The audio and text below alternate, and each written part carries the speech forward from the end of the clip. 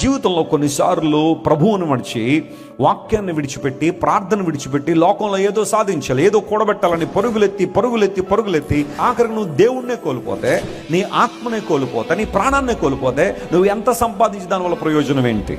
ఆ తర్వాత నీ ఆస్తిని ఎవరెవరు అనుభవిస్తారో, ఎవరెవరు లాక్కెళ్ళిపోతారో, ఎవరెవరు పీక్కుంటారో నీకు తెలుసా? నిద్రాహారాలు మానేసి, ఆరోగ్యాన్ని ప్రక్కన పెట్టి, ప్రార్థన ప్రక్కన పెట్టి, దేవుని సన్నిధిని ప్రక్కన పెట్టి, ఆదివారం దేవుని మందిరాన్ని నెగ్లెక్ట్ చేసి, నేను డబ్బు సంపాదనలోనే పడ్డాను కాబట్టి ఇవన్నీ నాకు అక్కర్లేదని లోకంలో తిరిగి ఒక రోజున నీ ప్రాణాన్ని కోల్పోతావు, నీ ఆత్మను కోల్పోతావు. నువ్వు ఎక్కడుంటావు? నీ నిత్యత్వం ఎక్కడ నువ్వు గడపాలని ఆశపడుతున్నావు? ఆలోచించే.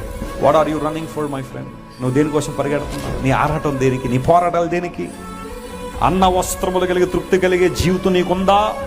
లేదా గొంతెమ్మ కోరికలు కలిగి ఉండి లోకంలో అవి సంపాదించాలని విలువలు రాజీలు పడి, వాల్యూస్ని ప్రక్కన పెట్టి, మోరల్స్ని ప్రక్కన పెట్టి, ఎథిక్స్ని ప్రక్కన పెట్టి కూడబెట్టడమే నీ ఆశ అయితే, కూడబెట్టడమే నీ యొక్క ధ్యేయం అయితే, one day you will regret like any other person.